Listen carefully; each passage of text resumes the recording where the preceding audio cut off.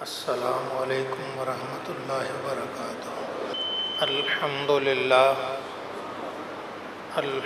للہ رب العالمین، والصلاة والسلام علی امام الانبیاء والمرسلین، قائد الغر المحجلین، سیدنا و مولانا محمد المبعوث رحمة للعالمین، وعلى آلہ واصحابہ اجمعین، اما بعد فاعوذ باللہ من الشیطان الرجیم، بسم اللہ الرحمن الرحیم۔ لقد من اللہ علی المؤمنین اذ بعث فیہم رسولا، وقال اللہ عز وجل وما ارسلناک الا رحمۃ للعالمین۔ صدق اللہ مولانا العظیم۔ اللہ رب العزت نے ساری کائنات بنائی اور اس کائنات کا مقصود انسان کو ٹھہرایا۔ سب انسانوں کو بنایا اور اس کا مقصود اپنے حبیب کی ذات محمد مصطفیٰ صلی اللہ علیہ وآلہ وسلم کو بنایا۔ آدم علیہ السلام ہوں، ابراہیم علیہ السلام ہوں، اسماعیل علیہ السلام ہوں، جتنے بھی نبی ہوں، آپ جس کی بھی سیرت و کردار کا مطالعہ کریں گے تو آپ کو ان میں جلوہ محمد مصطفیٰ نظر آئے گا۔ اللہ رب العزت نے ارشاد فرمایا انی جاعل فی الارض خلیفہ، میں زمین میں اپنا خلیفہ بنانے والا ہوں، نائب بنانے والا ہوں۔ آدم علیہ السلام کو پیدا کر دیا، رب نے فرمایا اسجدوا لآدم، آدم کو سجدہ کرو۔ فسجد الملائکۃ کلہم اجمعون، سب فرشتوں نے یک بارگی اکٹھے ہو کر سجدہ کر دیا، الا ابلیس، سوائے ابلیس کے، اس نے انکار کر دیا، تکبر کر دیا اور وہ کافروں میں سے ہو گیا۔ فرشتوں نے آدم علیہ السلام کو سجدہ کیا، کیوں کیا؟ اللہ کا حکم تھا۔ اللہ کے حکم میں حکمت کیا تھی؟ اب اس میں علماء کرام مختلف چیزیں بیان کرتے ہیں۔ امام فخر الدین رازی رحمۃ اللہ تعالی علیہ آپ فرماتے ہیں آدم علیہ السلام کو سجدے کی حکمت یہ تھی کہ وجود آدم میں، آدم کے جسم میں نور محمد مصطفیٰ تھا صلی اللہ علیہ وآلہ وسلم۔ نبی رحمت صلی اللہ علیہ وآلہ وسلم کے نور کو اللہ رب العزت نے آدم علیہ السلام کی پشت پہ رکھ دیا۔ فرشتے آتے آدم علیہ السلام کے پیچھے کھڑے ہو کر نذرانہ سلام پیش کرتے۔ آدم علیہ السلام جیسے فرشتوں کو دیکھنے لگتے، فرشتے پھر پیچھے ہو جاتے۔ عرض کی یا اللہ یہ ماجرا کیا ہے؟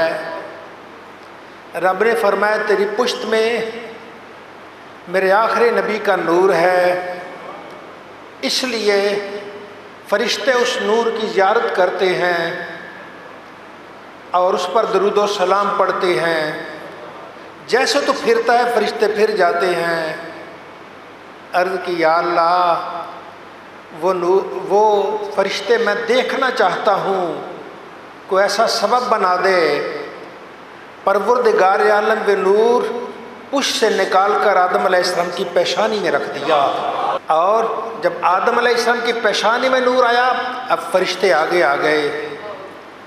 آدم علیہ السلام فرشتوں کو دیکھتے، فرشتے آدم کو دیکھتے خوش ہوتے۔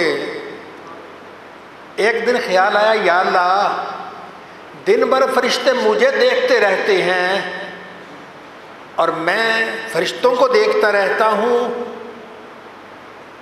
فرشتے تو نور کی زیارت کرتے ہیں، میں نے ابھی تک نور کی زیارت نہیں کی، یا اللہ کو ایسا سبب بنا دے کہ تیرے نور کے، تیرے محبوب کے نور کی بھی زیارت کر لوں۔ پہلی کتابیں بن تحریف ہو چکی، ان کے پرانے نسخے اب بھی موجود ہیں، دنیا اب تحقیق کے دور میں داخل ہو گئی۔ اس میں لکھا ہے کہ وہ نور مصطفیٰ آدم علیہ السلام کے ناخنوں میں آ گیا، آپ نے اس کو چوم کے آنکھوں سے لگا لیا۔ اور ایک روایت میں یہاں لا الہ الا اللہ اور اس میں محمد الرسول اللہ، انہوں نے جب یہ دیکھا ان اسماء مبارکہ کو چوما اور آنکھوں سے لگا لیا۔ بہرحال آدم علیہ السلام کے وجود اقدس میں نور محمد مصطفیٰ تھا، تو اللہ رب العزت نے فرمایا اسجدوا لآدم، آدم علیہ السلام کو سجدہ کرو۔ آدم علیہ السلام کا آخری وقت آیا، آپ نے اپنے بیٹے اور اپنے خلیفہ حضرت شیش علیہ السلام کو بلایا اور بلا کے کہا بیٹا جہاں بھی اللہ کا نام لو ساتھ محمد مصطفیٰ کا ذکر بھی کیا کرو، ان پر درود و سلام پڑھا کرو۔ ابا جان محمد کون ہے؟ فرمایا تجھے نہیں پتا، رب نے جب مجھے پیدا کیا، میرے جسم میں روح پھونکی، میں جنت میں تھا، میں نے نظر اٹھائی تو رب کے عرش پہ لکھا تھا لا الہ الا اللہ محمد الرسول اللہ، تو میں نے جان لیا جو نام اللہ کے نام کے ساتھ لکھا ہوا ہے کوئی معمولی نہیں ہے۔ پھر فرمایا میں نے جنت کے ہر محل کے دروازے پر نام محمد لکھا ہوا دیکھا ہے، جنت کے ہر محل کے دروازے پر نام محمد لکھا دیکھا ہے۔ یہاں مکانات ہیں، کوٹھیاں ہیں، محلات ہیں لوگوں کے، نام کس کا لکھا ہوتا ہے؟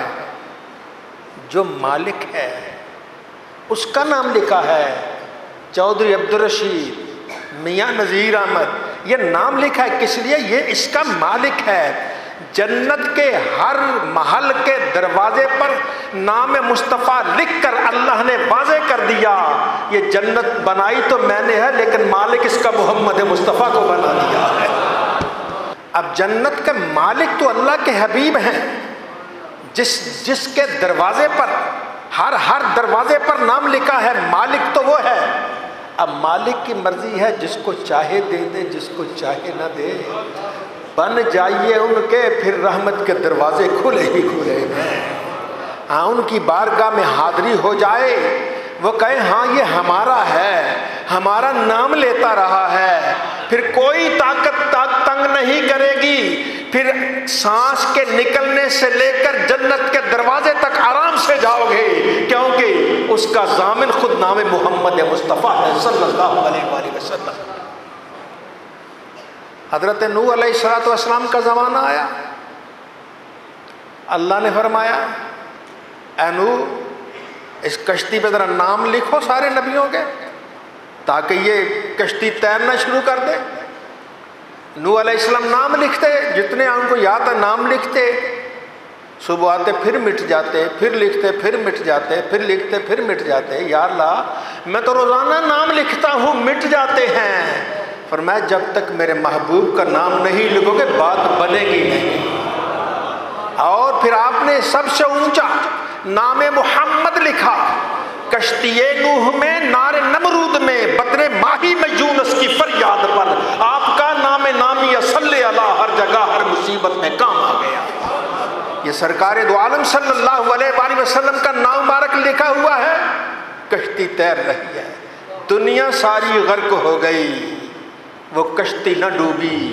ایمان والے تو بھی اپنے دل پہ نام مصطفیٰ لکھ لے، سب ڈوب جائیں گے تو کبھی نہیں ڈوبے گا، تو تیرتا ہی رہ جائے گا، ہزار طوفان آتے رہیں اللہ نے تیرے مقدر میں تیرنا لکھا ہے۔ کیوں کہ جس کا دامن محمد مصطفیٰ ہو پھر اسے دنیا کی کوئی طاقت گرا نہیں سکتی ہے۔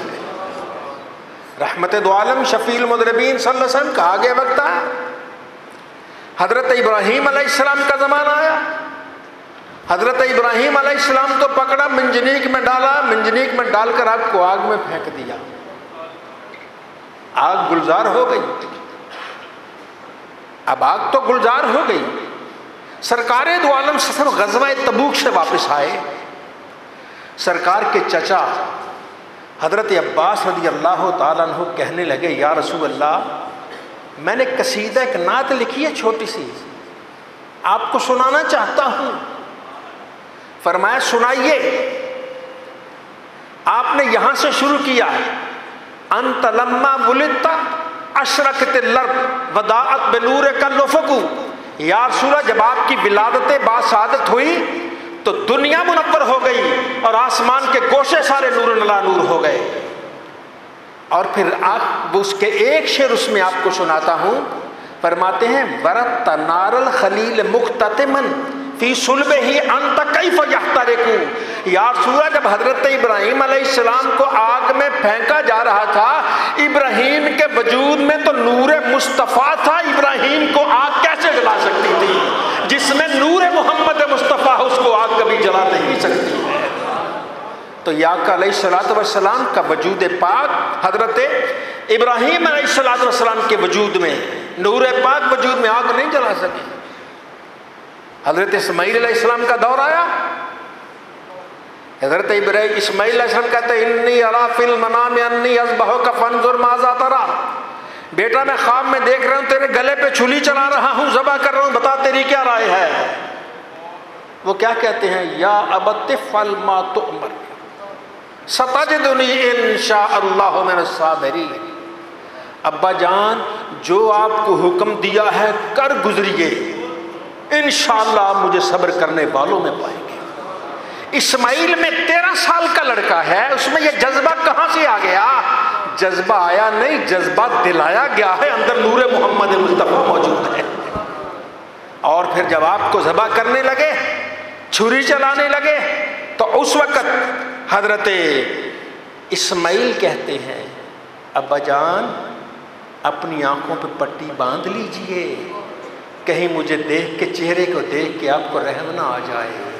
بیٹا کہہ رہا ہے، بیٹا کیوں کہہ رہا ہے؟ کہنا تو باپ کو چاہیے تھا، باپ اولو نظم رسول ہے، بیٹا تو ابھی نبوت سے سرفراز نہیں ہوا، لیکن وجہ یہ ہے کہ اب نور منتقل ہو گیا، نور آ گیا تو جسم اسماعیل میں آ گیا ہے، اس لیے اس کی شان ہی نرالی ہو گئی ہے۔ تو یہ ہے آقا علیہ الصلوۃ والسلام کا نور پشت در پشت نبیوں میں منتقل ہوتا رہا۔ حضرت اسماعیل علیہ السلام کے بعد پھر عرب میں یہ نور یہاں آیا، اور پھر منتقل ہوتے ہوتے حضرت عبد المطلب کے جسم اطہر میں آ گیا۔ حضرت عبد المطلب جو سرکار کے دادا تھے، جس جگہ جاتے لوگ کھڑے ہو جاتے، خود بخود کھڑے ہو جاتے۔ کیوں کھڑے ہو جاتے؟ وہ نور خود کھڑا کروا دیتا ہے، وہ نور ان کی پیشانی میں تھا، چمکتا تھا، لوگ دیکھتے کہتے ہیں یہ بھی ہوتا ہے اسلام والا چہرہ، کھڑے ہو جاتے۔ حضرت عبد المطلب کے دور میں آپ کو یاد ہوگا ابرا نے ایک کلیسا بنایا، معبد بنایا، عبادت گاہ بنائی، کہ عرب لوگ کیا پتھر کا بنا ہوا پرانا سے اس کا چکر لگاتے رہتے ہیں، میں یہاں ذرا صنعاء میں یمن میں ایک اچھا سا کلیسا بناتا ہوں، لوگ آئیں اس کا طواف کریں، اس کو دیکھیں۔ اب وہ اس نے بڑا خوبصورت بنایا، پتھر لگایا، سنگ مرمر لگایا، اور لگا کے اس نے اپنا یہ ایک معبد بنایا، عبادت خانہ بنایا، اعلان کر دیا عربو اب وہاں جانے کی ضرورت نہیں، اس سے بہتر میں نے بنا دیا ہے۔ اس میں کمال وہ پتھر نہیں ہے، اس میں کمال اللہ کا حکم ہے، وہ پتھر نہیں ہے کمال، کمال اللہ کا حکم ہے۔ وہ سادہ سا گھر ہے، اب تو بڑا خوبصورت ہو گیا، اب بھی اس کی وہ کپڑا اٹھا کے دیکھیے، غلاف اٹھا کے دیکھیے، اندر سادہ سا پتھر ہے۔ وہ اس خانہ کعبہ جس کی طرف رخ کر کے نماز پڑھتے ہیں، وہ سادہ سا ہے، وہ قیمتی یہ دنیا کا بڑا کچھ اعلیٰ قسم کا سنگ مرمر نہیں، سادہ سا پتھر ہے، لیکن اس میں شان یہ ہے کہ کوئی مشرق میں ہو مغرب میں ہو جہاں بھی ہوگا، کائنات میں جب بھی نماز پڑھے گا رخ اس اس کی طرف کرے گا۔ آخر وہ کعبہ، حضرت ابراہیم علیہ السلام، آپ نے اس اللہ کے حکم سے اس کعبہ کو بنایا، اور حضرت عبد المطلب اس کعبہ کے متولی بنتے ہیں۔ ابرہ آتا ہے اور اس نے اپنا کلیسا بنا دیا، اس کے مقابلے کے لیے عبادت گاہ بنا دی۔ جب عبادت گاہ بنائی تو لوگوں کو غصہ آیا کہ ہم پتھر کی وجہ سے عبادت تو نہیں کر رہے نا، یہ کسی سنگ مرمر کی وجہ سے تو نہیں کر رہے نا۔ ہاں آپ مسجد میں آئے ہیں، ماشاءاللہ صاحب آئے ہیں، جوتے باہر اتار کے آئے ہیں، کوئی نیچے کو اس قسم کا اعلیٰ پتھر تو نہیں لگا ہوا کہ جو آپ کے گھروں میں نہیں، شاید آپ کے گھروں میں اس سے قیمتی پتھر ہوگا، وہاں تو جوتے پہن کے چلتے ہیں، یہاں کیوں اتارتے ہیں؟ یہ اللہ کا گھر ہے، بات پتھر کی نہیں، بات نسبت کی ہے۔ اسے معلوم نہیں تھا یہ ایمان والے پتھر پہ نہیں چلتے، ایمان والے نسبتوں پہ چلا کرتے ہیں، جس کو جتنی زیادہ نسبت ہوگی اتنا زیادہ احترام ہوگا۔ اب اس نے بڑے چاؤ سے، بڑے شوق سے، بڑے پیسے لگا کر عبادت گاہ بنائی، اعلان کر دیا عرب والو اب مکہ جانے کی ضرورت نہیں، یہاں آ جاؤ، یہاں ماتھا ٹیکو، یہاں طواف کرو، یہاں قربانیاں دو، جو کرنا یہاں کرو، میں نے بہت اچھا بنا دیا ہے، بڑا خوبصورت بنا دیا ہے۔ اب عرب والے کو غصہ آ گیا، انہوں نے رات کے اندھیرے میں جب وہ اپنے محل میں آرام کر رہا تھا، اس عبادت خانے کو جو اس نے کعبۃ اللہ کے مقابلے میں بنایا تھا کہ لوگ اس کعبہ کو چھوڑ کر کیا سادہ سا پتھر ہے اس کی چکر لگاتے ہیں، یہاں یہ سنگ مرمر ہے، اس کا چکر لگائیں، اس کا طواف کریں، بڑا اعلیٰ قسم کا بنا دیا۔ اب وہ تو بنا کے بڑے ضام میں سویا ہوا تھا، لوگ اٹھیں گے صبح طواف کریں گے، لیکن اللہ کی قدرت، چند آدمی گئے، انہوں نے اس کعبے کو، اس عبادت خانے کو بطور ٹوائلٹ، بطور لیٹرین استعمال کر دیا۔ اب صبح اٹھا، اس نے جب دیکھا لال پیلا ہو گیا، کہنے لگا میں گراؤں گا، میں کعبے کو گرا کے چھوڑوں گا، کعبے کا نام و نشان مٹا کے چھوڑوں گا۔ بڑے بڑے آئے پر نہ کعبے کا نام مٹ سکا ہے، نہ کعبے والے کا نام مٹ سکا ہے۔ زندہ ہے نام تو اللہ کے محبوب کا زندہ ہے، زندہ ہے نام تو آج کعبے کا زندہ ہے، زندہ ہے نام تو مدینہ منورہ کا زندہ ہے، زندہ ہے نام تو ہر اس غلام کا زندہ ہے جس کی نسبت ہو گئی ہے تو محمد مصطفیٰ سے ہو گئی ہے۔ آئیے اگر کچھ چاہتے ہیں کہ اگلا جہاں ہمارا بہتر ہو جائے تو اپنی نسبت ذات مصطفیٰ سے استعمال کر لیجئے، سرکار کے غلاموں کے غلام بن جائیے، خاک طیبہ بن جائیے، خاک مدینہ بننے کی الفت کیجئے۔ جو خاک مدینہ بن جاتا ہے پھر ساری کائنات کے سروں کا تاج بن جاتا ہے۔ اللہ تعالی ہم سب کو اپنے محبوب سے سچا عشق و مستی عطا فرمائے۔